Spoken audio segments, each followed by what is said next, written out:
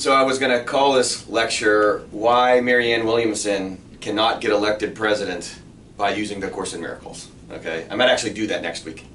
But using one concept in particular, that it's extremely difficult to use several, multiplicity of spiritual teachings, weave it into politics, and get votes. And I'll show you exactly why that is. Starting with the concept of the observer effect. So the observer effect, very well studied science, it's been around for 100 years, basically says that consciousness somehow is interacting with matter and affecting it. I mean, it's a lot more complicated than that, but that's the basic concept behind it, that there is an observer, and that observer is somehow affecting matter. This is also logical if you've ever played golf, right? Played a sport. You can see that your mind is affecting the way you're performing in the physical world, and that's on a very low level, very obvious. The observer effect is everywhere all the time, and it's very clear, great studied science. And if you want to hear more about it, look up the double slit experiment online somewhere, and you can see more about it. But the observer effect sets up this line from Course in Miracles, which is totally radical. And Marianne Williamson, the very first book that I read on this way back in the 1990s was Return to Love. A great book, and she's inspired by it, and I was inspired by her and it. And there's a line in there that pretty much will keep people from getting elected president if they ever use it. Imagine her saying this at the next debate.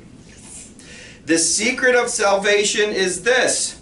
You are doing this unto yourself. All right, she should start with that next line, and all of a sudden, no votes. No matter what the form of attack, this is true. Whoever takes the role of enemy and of attacker, Donald Trump, still this is true. Whatever seems to be the cause of any pain and any suffering you feel, this is still true. For you would not react at all to figures in a dream if you knew you were dreaming.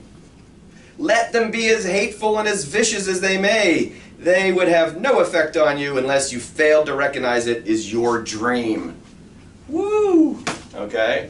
Lead off with that, Marianne, right? Now again, I admire her, I like her. It's just hard to say that as a politician.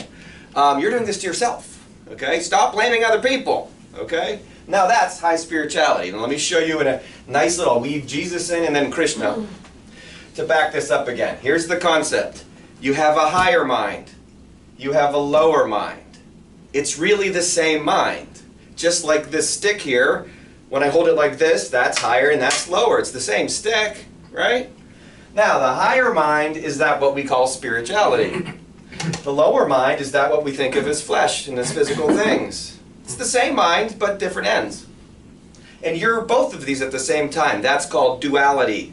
Okay? Now, the whole trick is, which one do you think you are? Are you this, or are you that, or somewhere in between? Well, spiritual teachers, Jesus, Krishna, Buddha, Muhammad, in the Course in Miracles, are trying to get people to get it. You're this, okay? And they don't flinch on that. They're already up in this realm. They're saying things like, you must be born again. You got to crucify this and resurrect to become this. All that kind of stuff. And they're supremely focused on this. All of them. Now we are mostly supremely focused on this. And it's really hard to break free from that, isn't it? That's why teachings like that are so powerful. Here's the secret to salvation. You're doing this to yourself. No matter what thing you're talking about. You're doing it to yourself. That's the observer effect. You're interacting with this matter somehow, and you're having an experience that's ultimately trying to teach you something. You're not this. You're that. So, here's a good way to think of it. Matthew 4:19 will come into play here. If you recognize, even though we often think we're this, but we have the idea we're this, think of a puppeteer, right? Think of little kids watching a puppeteer, watching the puppet, and they think the puppet's moving. But it's clearly not moving. There's something above it that's sort of pulling the strings, right? Right. We are puppets in the flesh. The human ego is a puppet. The puppeteer is who you really are. That's the spiritual self, actually interacting with the flesh self. That mind goes to sleep when we're born, or it just is off, if you will, and we have to somehow wake it back up again. Buddha means to wake up. So we have to somehow link these minds together. We spend most of our time in this mind when we're really this mind. Well, we're supposed to link them together, right? It's almost as if the puppet has to realize, wait a minute, I'm not doing any of this. Somebody's pulling my strings, right? Well, this is Matthew 4:19, when Jesus tells the disciples, let's be fishers of men. Okay, well, isn't that interesting? Well, where's the man on this board? There he is. And what are fishermen doing? Trying to bait you in, right? Trying to reel you in. You are the higher self, the fisherman trying to pull the man up into this realm. That's being born again. Now the higher self is in the lower self, so to speak, and it's an integrated being, right? It's one thing again. That's the whole point of all this, is to be one. All the teachings of spirituality are all about the oneness of things as well. We're not dual.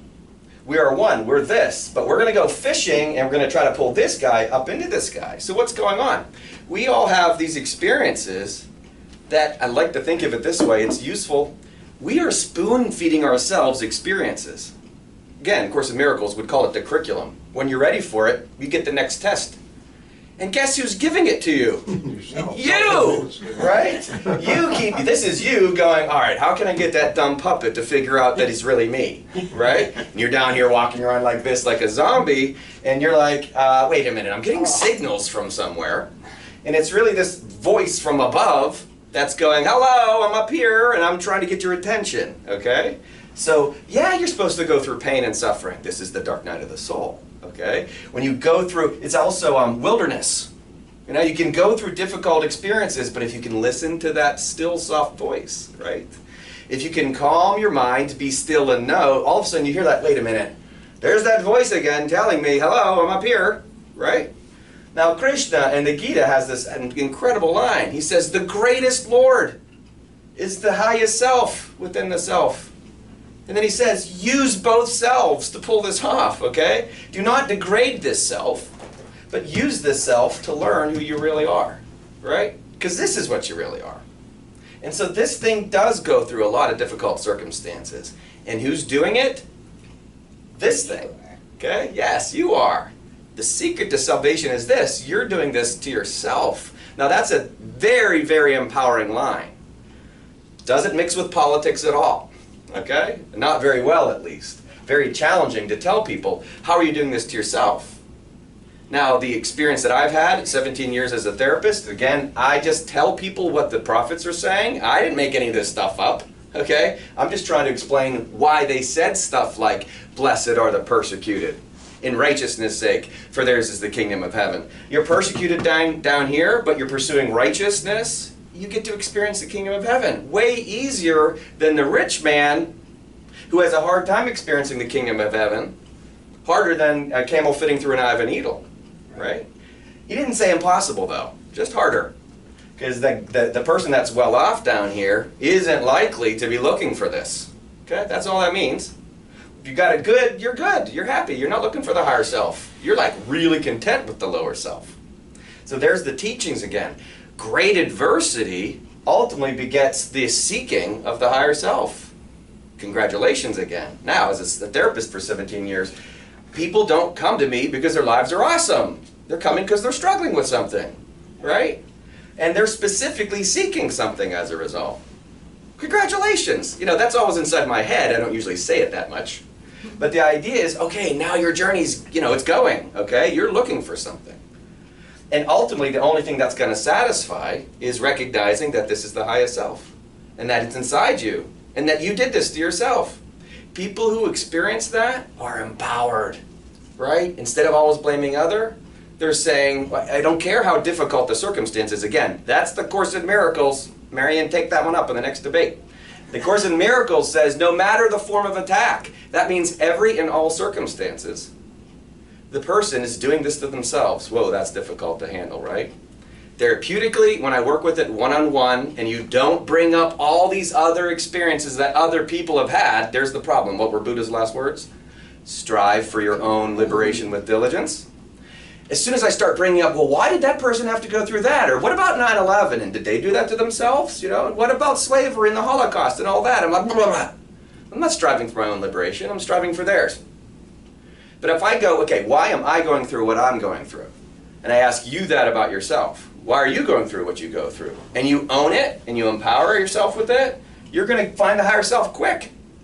I've worked with murder victims' families, and they want to know there's meaning in that type of tragedy, right? I've worked with rape victims. They don't want to sit around blaming their whole lives. They want to say, what's in it for me? The observer effect does not mean you deserved it. That's not what it means at all. Okay? Nobody brings that kind of crap in their life because they deserve it. But there is a lesson inherent in everything that we experience. Learn the lesson, you'll grow, you tap into the higher self. So that's the observer effect linked to the Course in Miracles. With Jesus' teachings and some Krishna, all tightly wound together, you just have to think of it as you're fishing all the time, right? You're in a fishing expedition. How can you tell when you've caught a fish? How you feel. Yeah, well, it's ultimately the fish bites, right? Oh, there's a tug.